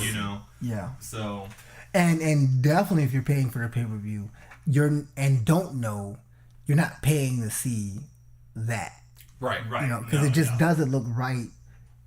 Visually. Yeah. Like Shinsuke had this huge blue jumpsuit with this weird, with this baggy and SmackDown shirt on over it brands the product, in my opinion, in a bad way, in that it sears the image into your brain. I agree. More than necessarily. Well, yeah, like he's reminds saying, you. Shinsuke's wearing this whole blue one piece with this crappy baggy shirt on. It's like you spend thousands of dollars on the ring attire for these guys, and then you just smack a baggy T-shirt over it and call it a day. It's like, why did we even go through all that? Yes. The ring attire. The next match wasn't too shabby though. Ronda Rousey versus Charlotte Flair. Bring the Flair. Bring the Flair. Yeah. Again, the specter of Becky Lynch looms very large over this match here, thinking of what could have been and what still might be. I would personally like to see Becky Lynch versus either of these ladies at main eventing WrestleMania, particularly Ronda Rousey. I think there's still a lot of story to be told there. But gentlemen, what did you think about Ronda Rousey versus Charlotte? I gotta say, Vince's advocate again. I gotta say, I'd rather have seen that. You'd rather have seen Charlotte versus Ronda. Charlotte versus Ronda, just because. Again, we talked about it, off air. How the Miz is just a throwback to that old school villain. So is Charlotte. You know what I mean? And she's a throwback to that old school dark villain, and it goes all the way back to our NXT point, where if you hit in the WWE, it hits so much harder. You know what I mean? And that was just one of those moments. I mean, I just feel like the whole ladies locker room, Evolution locker room, said, jump her in for us. Every kendo stick slap did you guys was for every lady, past, present, and future. And you just, it's you don't get a moment like that with Rousey Lynch, because they don't generate that much heat. I mean, Charlotte drew the heat out of nowhere. Right. What was she mad at Rousey for? You're Ronda Rousey. That's why I'm mad. And it was you know what I mean? Yeah. And you don't belong here. And I'm not gonna say that. I'm gonna show that. Show everyone that. Yeah. You know what I mean? And kudos to Ronda Rousey for taking it and You know what I mean? I know it probably had to be tough because you know you take that and it's you know art, you know. So it's like you can't really be like, hey man, like stop hitting me with these kendo sticks, like Yeah. no next scene. It's like, oh well, the chair. Okay, well, can we cancel the chair scene? That was No, the chair's odd. coming too. Yeah. You know, I mean, it was a highly competitive matchup for the most part. I mean, the match ran Really for good. 15 minutes. A very competitive matchup. I think Vince fed Michael Cole the line, "Is this a 5-star match?" At one point, obviously making reference to Dave Meltzer again. But I mean, at the end, obviously Charlotte snaps and gets the disqualification and gave Ronda one hell of a beating. Beating, man. It was at some points hard to watch. One thing that didn't really do them any kind of favors in this case here was the chair spot. I think that you made reference to here, where it looked like Charlotte was supposed to set up some kind of really crazy looking neck breaker finish with a folded chair over Ronda. I'm not sure what happened there. I think they moved it a little bit with a chair. Yeah, I think they moved it to her chest. Obviously, you know. Yeah. You know what I mean? That trick you do wrong. Yeah. Another one of those, you only got one chance to do that trick. It didn't look nearly as clean as it should have, but I think it still put it over. But you know, I like those because it's so risky that you can forgive it not being clean. Yeah, right. You know what I mean? I'd rather settle for a chair hitting her breast and her grabbing her neck than the chair hitting her neck and like doing something. For sure. Well, and then after snapping her larynx. After Nia Jax and Becky Lynch, I don't think we need any more women getting hurt in WWE. Very seriously. The whole sick burn. That's all what you did there. You're not changing my opinion, though. Look, I haven't forgiven yet, so I mean I've got time to forget. One thing I did want to bring up with y'all, just real quick here, is just an interesting juxtaposition I noticed at the end of the match. When Charlotte does turn on Ronda to an extent, I mean, I know that they were never like friendly about the match, but when Charlotte does snap and turn heel at the end, the crowd reaction was very interesting. The crowd seemed to side with Charlotte in turning heel, which is something that we've noticed with Becky Lynch recently, something we've noticed with Daniel Bryan even more recently. The crowd is really eating up heel turns right now, and it seems hard for Ronda in this case, being the face, to get any kind of momentum here. The crowd was booing her as Ronda was leaving. She is from LA. That was pretty brutal on the way out, honestly. I'm going to take the mic for a second. Ronda Rousey, get that stupid look off your face. That's what they were saying. J-Rod going in hot here. Going in hot. Super hot take. Does not appreciate the smiling from Ronda Rousey. Again, Ronda, hey, I mean, we get it. You're a big time player. You're here to have fun. You're here to do work, though. We do want to see you give that same sort of intensity that you did in the UFC. That's what brought you to the dance. We don't need to see you smiling, having a good time. We want to see you taking this serious. I think that's what the crowd was saying. That's all that Jay was saying here. Wrestling's not fun. You know what I mean? It's fun when the product comes out, but it's not fun. Now, having grown men land on you and being tossed into chairs, tables, and praying to God that you land flat on your back, right? And sometimes landing on your hip, your leg, or any other place is uncomfortable. Hell, landing on your back. Nothing about that is fun. Right. So it's not a thrill ride, and I just hope, when she comes back. I didn't see Raw, no, she was on Raw, but I hope when she comes back, that's gone, and she works. And I think that's what that's the issue with the faces right now. And some of them are just, they're not working. And if you don't show that, the snarky fans, we're just not gonna have it. We're not taking it. Now the Raw after Survivor Series, she was more intense. So That's good. So I don't. But what I was really more or less surprised about was, obviously, like I said, the crowd booing her on her way, backstage. She's saying, "Oh, I'm sorry," like she let the fans down in this match. I would have, considering the absolute beating that she took with those kendo stick shots, the welts that she had. Yeah. We can talk about whether or not she actually had a blood packet in her mouth to have her, have that bloody mouth look like what she had. Yeah. But the absolute, mauling that took place here from Charlotte Flair post-match, that the beating here, I would have reserved that to get some kind of applause from the crowd, and that just simply was not the case here. The crowd. Exact opposite. I just think, you gotta think about it. She hasn't even been in barely a year, maybe a year and a half, and she's holding a belt. WrestleMania would be 1 year. 1 year. So she's holding a belt. So she's held the title within the first 6 months. Flair, Charlotte in that time has been in and out. I don't think Becky's held it for, you know what I mean? Becky's held it for a little bit now since... not that long? Not that long. Not that long? And had Becky been in that spot, it was Survivor Series, so she wouldn't have got it. But, when she faces Ronda, chances are she'll lose it. You know what I mean? It's just they're angry with the writers. Charlotte did her thing. She turned heel turning heel. Right. So, that's. So you're saying that the crowd reaction was more projection at the actual writing and not actually at Ronda herself? It's always projection at the writing. Okay.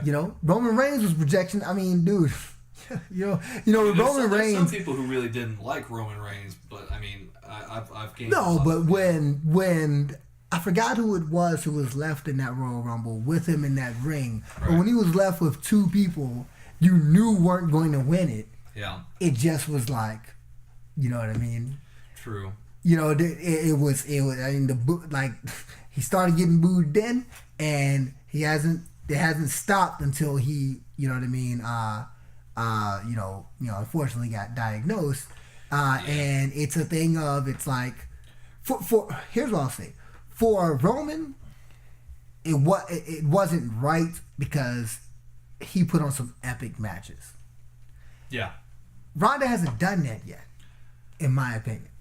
Well, she hasn't been around the block long enough to have that kind of thing. And even a beatdown from Charlotte, it wasn't an epic match. Mm-hmm. It just it was a breaking in. That's why I say it was Ronda's jumping in. It was a breaking in. She hasn't had. And I don't know if Alexa Bliss is double jointed or something, but that armbar she put on Alexa, I was like, yo, that's a neat she's got a trick. Or you broke your arm is broke. Yeah, fooled me. Fooled me. It's like, bro, but she looks like one of them chicks in high school, double jointed. You know what I mean? So, but I mean that'll work in MMA because obviously that's survival. Okay. But ring work is completely different, and you could make a legitimate argument that she has not respected the craft. She's come in as a thank you guys celebrity, and it's like, hold on, you're here. I can see that. I can definitely and see so and Becky Lynch, dude, what? That ain't the first bad bump Becky Lynch done taken. The freaking I can't remember when it was. It might have been Money in the Bank. She got that black eye. I mean, you know what I mean? This is a legit breaking of her nose. I'm just saying, the black eye was an accident, but I'm just saying, they're out there working. Yeah. Yeah. You know what I mean? And can you think of a flip? Is Ronda Rousey even on a flip yet? Yeah. You know what I mean? She's beating the crap out of some men, which was really cool spots when she slammed all them bodyguards. Yeah. That was a cool spot, but I mean, she's not going off the top rope. She's not, you know what I mean, jumping on tables. Right. I don't think she jumped on the table yet. And these are still early days for Ronda. But I'm saying it's early, but I'm just saying there's a resentment built up. Yeah. When she's got the belt. She's gotten the belt before and didn't do it yet. I do see the frustration being there for having a celebrity champion. Yeah. A lot of it's the same reasons to, maybe not necessarily the same reasons, but that there's a crossover reasons to why people feel the same way about Brock, and we'll get to Brock here in a minute. But yeah, having like this major celebrity champion who's a part-time champion, even though Ronda's full-time technically. But you know the difference with Brock though is, and we'll get to it, is by about the 5th F5, you're like, woo! You forget everything. About the first one you're like, so. Second one you're like, whatever.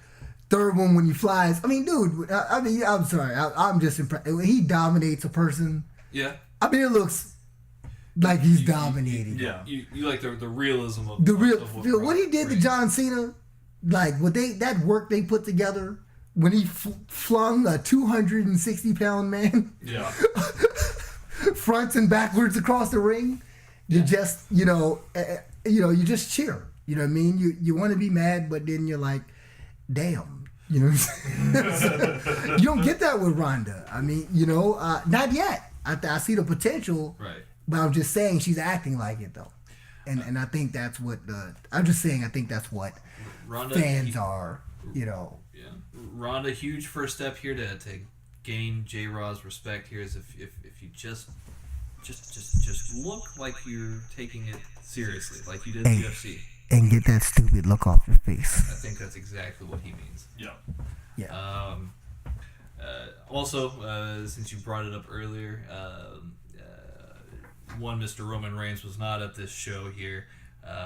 Definitely keep him and his family in your thoughts as of right now. He's going through a real battle here. All due respect to Roman Reigns, I can't say that I was ever the largest Roman Reigns fan of all time, but he definitely commands your respect for the real life battle he's going through. So hope everything goes well and that we see him again soon. Swiftly moving on, since we did mention the Beast incarnate, Brock Lesnar. Brock Lesnar, versus Daniel Bryan, champion versus champion match once again here. Brock Lesnar beating Daniel Bryan in what some people are calling a instant classic. Stephen, what do you think about this? I literally do not care about Brock in any way. Really? Wow. Hot take? We need a hot take bell. I don't know. It's kind of...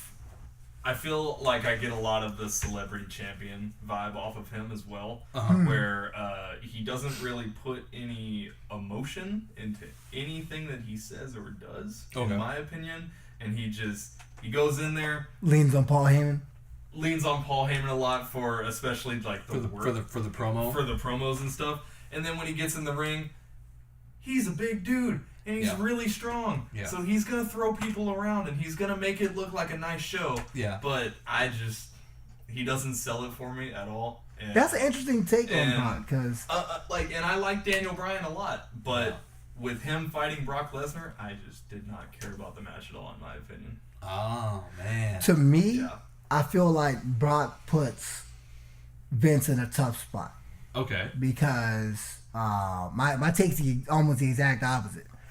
A typical Brock match ain't a classic, but it's always great. And that's a typical Brock match. Yeah. You know what I mean? We're not even talking some of his classics, with Cena and things like that.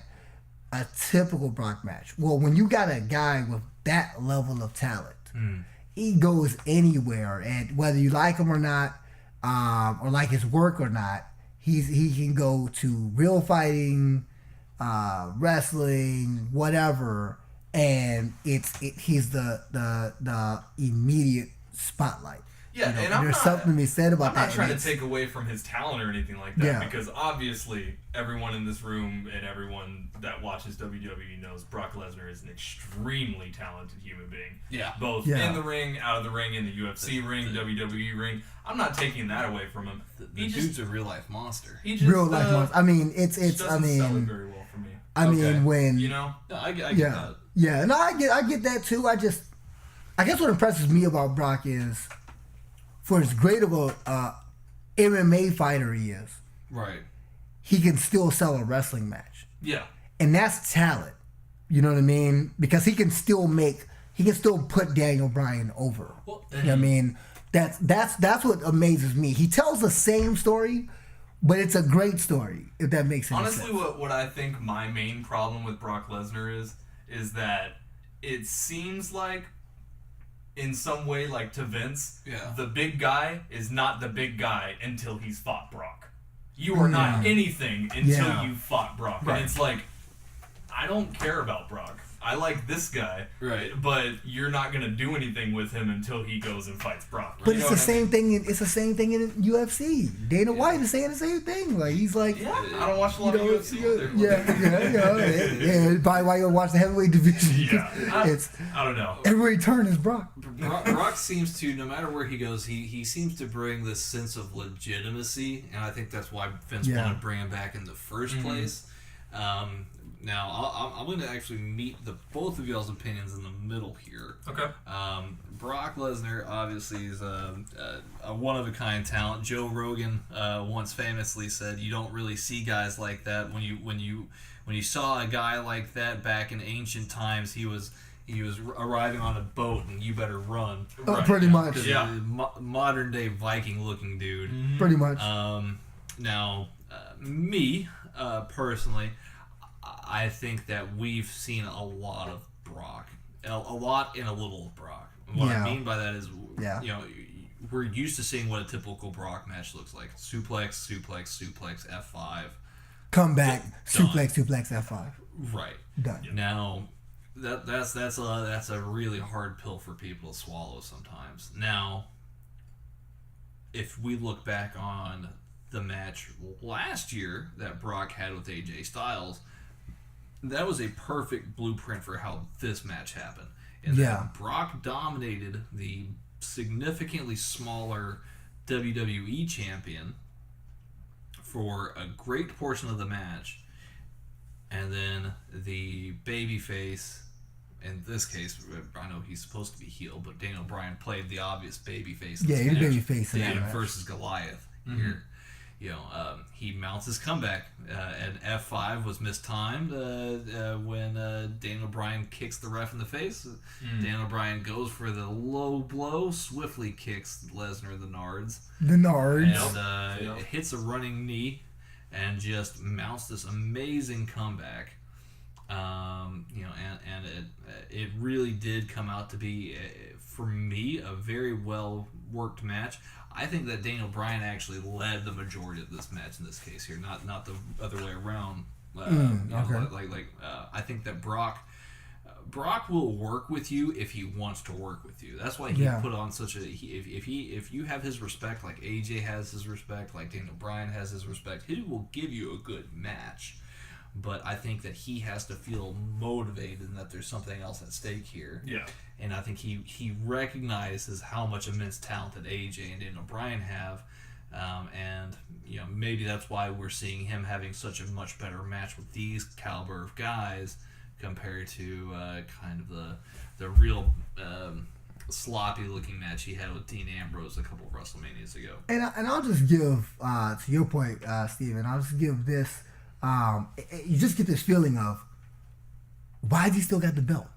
But knowing, just going back on Vince's history with WWE and just his business, I think it's been a great model is that if he doesn't have someone he feels he can trust with the belt, he won't give it away.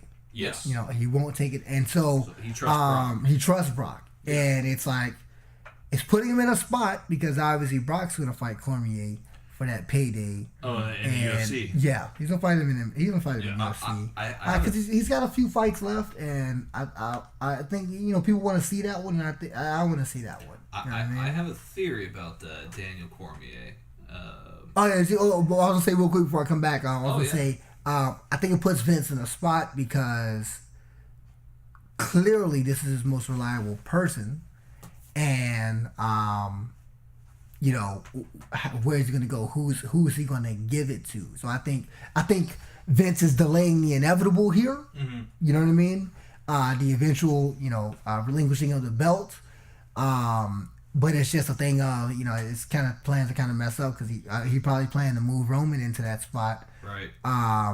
and now he's got to kind of figure out another way. But I respect Vince for that because if you watch they're on WWE Network, but if you watch the Raw and WCW Wars, that documentary, they basically say like Vince was concerned and WCW had something on there, and then they gave David Arquette their belt. Right. And it was like, you're done. Buried him. Buried him. Like, you could have given David Arquette the TV belt, but you can't give him the freaking... Yeah. You know what I mean? Right. You know... The big belt. The big belt, you know what I mean? And so it's like, I respect Vince for that, even though I think it's maybe, you know, a little miscalculated. You've got guys, but, you know, I respect that approach. Yeah. You know what I mean? Yeah. You know? But there is that feeling of like, why has he still got the belt? You know? And honestly, I'm probably going in with too much judgmental eyes just because me personally feel like I've had enough of Brock. Yeah. And I might be going in with it and just not really wanting it to be good because I mean, I don't like him. Before Brock dropped the title, Roman, he had set the record, the most consecutive days as champion since CM Punk had the record in the modern era. Yeah. I mean, we did see a lot of Brock for a real long time, and I do think that with the thing that happened with Roman, as unfortunate as it is, if given the opportunity, as much as us as fans would want to see the chance be given with somebody like Braun Strowman, if Vince felt that he trusted Brock more with holding the title, that's probably why he ended up with the championship. I think Strowman's out of trust. Yeah. I think Strowman's mic skills are still developing. Yeah. You know, that Brock who has Paul Heyman as his mic. Exactly. That is. And that's not. And the thing is that's a hell of a man to have in your corner. Yeah. You know. And so, you know, it's tough. You know. But what I was gonna say was that spot it was just a little spot. It was like in the commercial in Survivor Series when Braun Strowman says, you know, he comes out and you know, remember R-Truth came out and was like, yeah, guys, let's do this, and He just came out of nowhere. you're not even on Raw, and you know, I think if we can get more moments like that on the stage from Strowman, like he'll be good. Like how he had that recorded, just more characterization. Yeah, like you Strowman, guys are, you know, like I don't like you, I don't even know who you are. You know what I mean? But I need all y'all to step up. You know what I mean? Like, but it just seems like that probably took like 15 takes. So you know what I mean? Like it just seems like we got that moment because it was recorded and he could work on it. Right. You know what I mean? So you're wanting more occasions where we can actually see Braun kind of getting over his character a bit more. Yeah, just you know what I mean.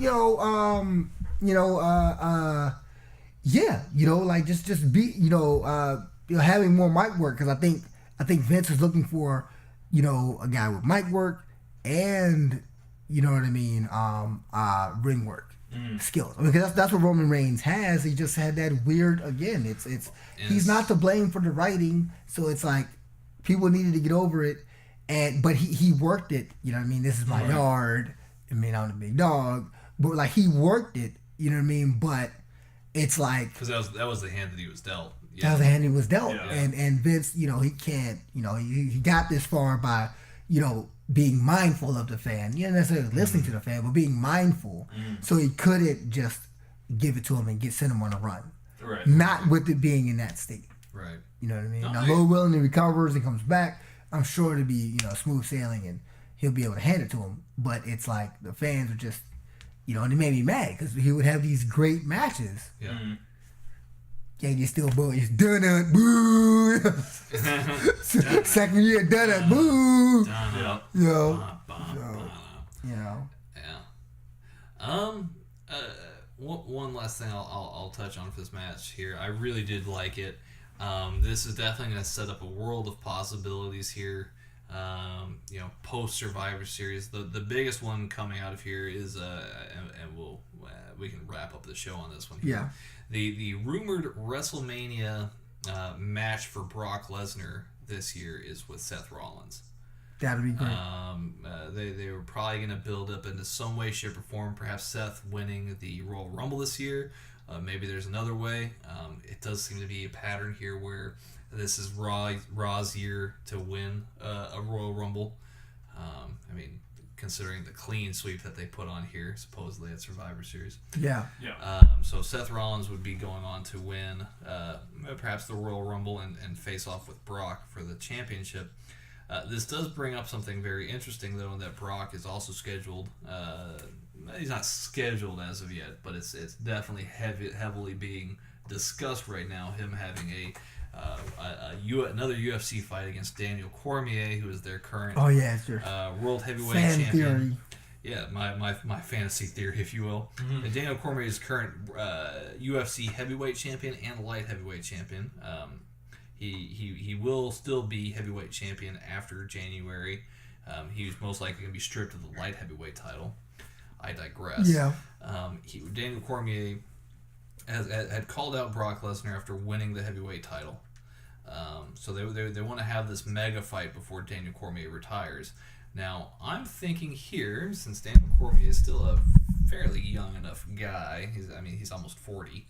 But if he's got something to go with Brock Lesnar, and as much as Dana White wants to have Daniel Cormier face John Jones at some point for one last fight, whether it's going to be Daniel Cormier and John Jones, whether it's going to be Cormier and Lesnar, I think it would be interesting to have Daniel Cormier be somehow involved in this match at WrestleMania. Maybe it's in a special enforcer type scenario. Again, I'm just fantasy spitballing here, folks, but if I was to really want to see some kind of showdown here between Lesnar and Cormier, and you want to get some real exposure on this one here, and you haven't set up the Brock-Daniel Cormier match yet, have Cormier be the bodyguard or some kind of special enforcer of the match between Rollins and Lesnar. Have the special ref, maybe. Yeah. Have there be a moment between Lesnar and Cormier where things get real. That would be pretty crazy. Yes. But of course, what we want to see here is definitely a good match. And hopefully a payoff. In my opinion, to see Seth Rollins win the title, that would just be my opinion here. Yeah. I would agree with that. He'll turn after. Probably so. Yeah. He'll turn the night after, saying, I couldn't have done it without me. Yeah. That would be amazing. Yeah, the fans would immediately just go back to hating Seth Rollins. But I think putting the title back on Seth is eventually probably the best move. Yeah, it's going to be the best move. It opens up the door for Daniel Bryan and a lot of other guys, to compete for it. Because the thing is, and this is what I wanted to ask, will they start to move that belt back and unify the belts again? Or when does that happen, around a certain season? Well, they've had this bland split. That's how it feels. It's a bland split. Yeah. Bland. This bland split. This brand split has kind of gone on for a little while now. They do it every other year or so, right? They not for this long. They split them and then they bring them back together. They split them and they bring them back together. This for what they've done recently. And they weren't doing this last year. They had like separate Raw and SmackDown exclusive pay-per-view shows. As well as the belts, obviously. Now they're going back to kind of having Raw and SmackDown on the same pay-per-view shows, but having like different other things going on. Okay. So I don't know if we're gonna see a brand reunite. The two brands reunite and have the same kind of crossover. You would want to think so, with Fox picking up SmackDown for next year. Yeah. That's still a year out, but WWE is going to want to make sure that their top people are exposed on the biggest, in the biggest way possible. So one would think that there might be a brand reconciliation at some point in the future. When that happens, though, I have no idea. Yeah. So we'll see. Until then, we may get